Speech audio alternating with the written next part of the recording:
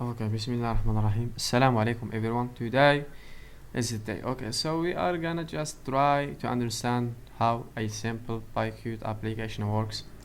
So let's go here. Okay, let's just see what's okay. Now I am taking you back to an application that I have already created before. So we are not building anything, if that's what you came here to see. But this application, let's start from here. Okay, so let's start at the top. Okay, first of all, we are importing some stuff from PyQt file. Like you see, we are importing UIs, UIC. We are importing actually we are importing load UI type from PyQt 5 UIC. We are importing everything from Qt widgets. We are importing everything from the core Qt, GUI Qt, and all of that. So next we are importing mysql.connector as MDB. So MDB here is just another variable, so you can use grandpa if you want. That's how you write grandpa, I don't know, but let's just say instead of us writing this MySQL connector everywhere, we are just using MDB. So let's move on. Main UI and underscore. So Python, if you know the naming convention of variables in Python, you do know that Python can take an underscore as a variable.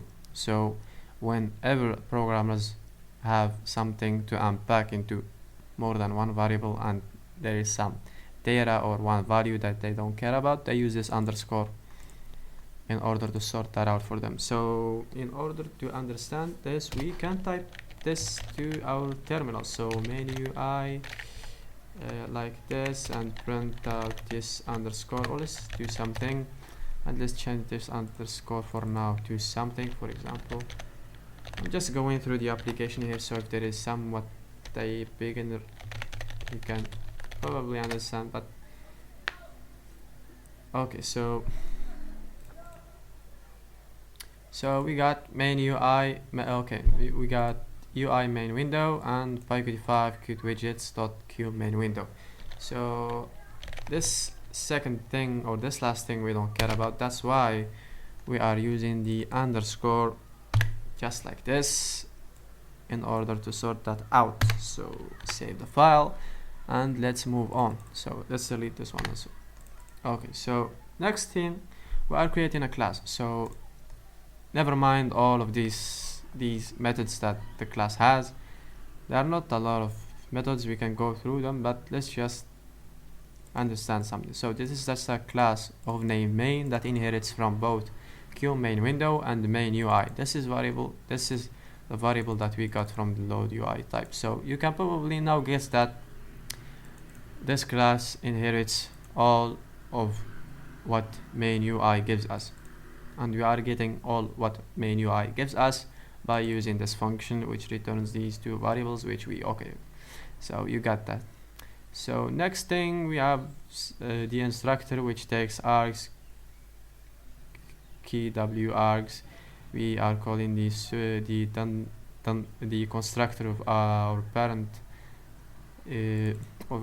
class, which is this one. We are calling it dunder init, which is a constructor of q main window, and we are doing some stuff here which are not necessary. I'm just telling, okay, this is another method, this is another method. All of these are methods. These are methods to change the style. If you see, they have the same like pattern. The only thing that changes is the name of the method and the name of the file that we are getting the styles from. So here we have a main function and a block of code that runs the main function if this program gets called or gets run or gets executed directly. So if you have no idea what this if statement does, think of it like this. So anytime Python starts, for example, or executes a module, at the first, before it does execute the rest of the code in the module, it sets some special variables, let's say, okay, and one of those variables is the name is the dunder name variable. So underscore underscore name underscore underscore. We call it dunder name variable. Okay, so this dunder name variable, it could be either main or the name of the module itself. You have no idea what that means. So let's just say this module's name is main.py. Okay, so if we are checking here if the name of that module, of this module for particular, is dunder main, not main.py. If it gets run directly as a main module or as a main program, it gets this symbol right here. So it gets this string, hence the main. So if it's been run as, or if it's been executed as the main file. If it's not, it just gets its usual name, so main.py. So now that you understand that, let's move on. So we have another function which is called main, which does something like this. So sometimes you need to do something. Okay, so this is just a comment that I put before, and there is okay, this is today's tweet. Okay, let's just delete, or let's keep it that way. So we have just some comments, so you can Google some stuff out to check what this is. It's okay if you don't know what you mean just yet. What? Okay, this comment is useless. Let's just delete that. So we have a variable of q that takes q application. Okay, now we are getting to the juicy stuff, like they say. So now we have a q application. This q application is very important, because let's see what does happen if we don't have that. First of all, we are gonna comment this, and we are gonna comment this app execute, because we just commented the variable, so we don't have execute. Let's save this and let's go. So let's go and execute our application. So q widget, so this is an error, so, or it's just, let's not call it an error, but it's aborted, and it says q widget must construct a q application before a q widget. Okay, so let's go back and let's have a q application. So now you know how important it is to have a q application. It's actually what holds our event loop, and we start our event loop by doing app.exec. You can actually see what app.exec does if you don't have it. So let's just do this, and there you go, nothing shows. You didn't see nothing, but the application actually ran and then closed very quickly because the event loop has not been started. So you need actually the app.execute underscore to know that, and we have that underscore because exec is an already defined function in Python. Actually that's Python 2, but they just left it the same. That's, yeah, just never mind. Okay. We have okay, we have the window. So the main class is what we have built in here. So we are starting that first of all by making an instance of that here, and second we are showing that main window. So you can see what this does basically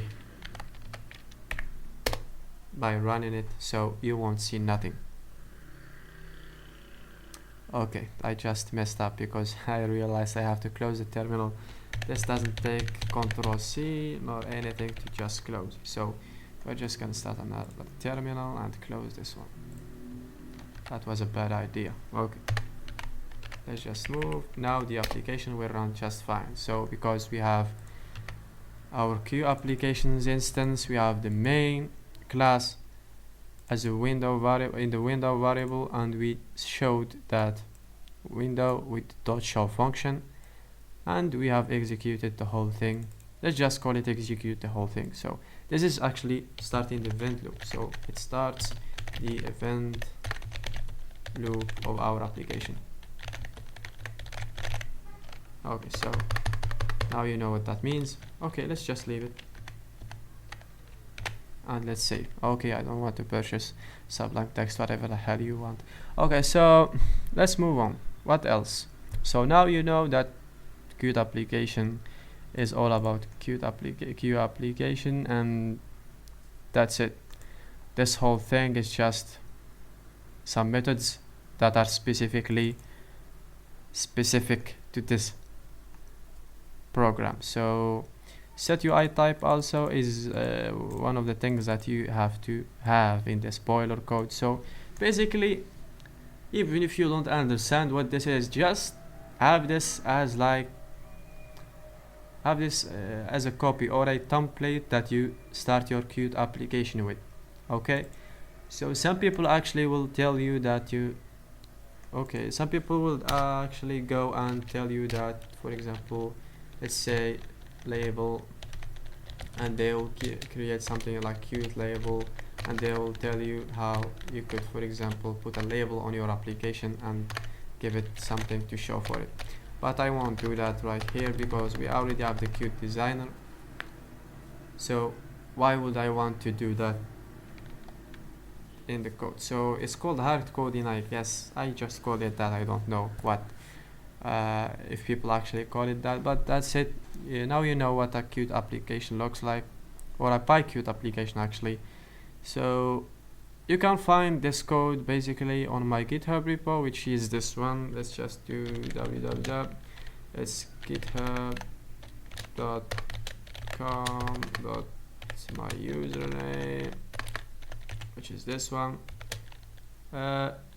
Okay, so just go here and search for profiling program. It's right here. I'm gonna put that in the description, so never mind. Okay, so that's it. Go around and have a piece of paper if you are a beginner, okay, and try to explain this to yourself. Okay, so yeah, have a piece of paper and try to write down what you think this code does and move into details and into specifics. So Google this and see what it does, what its arguments are, what does it take as arguments, what are its parameters, that I should say, and some things like that, because I can't actually explain everything, but hopefully in the next upcoming videos we are gonna try to understand everything, and hopefully I'm gonna be a better teacher, because let's be honest, even though I know how this stuff works and everything, but I find it hard to explain. Okay, so a lot of this is just pattern recognition, so you know what an init does and you do that, you know what the function does and you use it when you want it. So for example, this self default style is just a call to a function I created here. For example, this is the default style. So if we copy this code like this and we commented this whole thing like this and moved up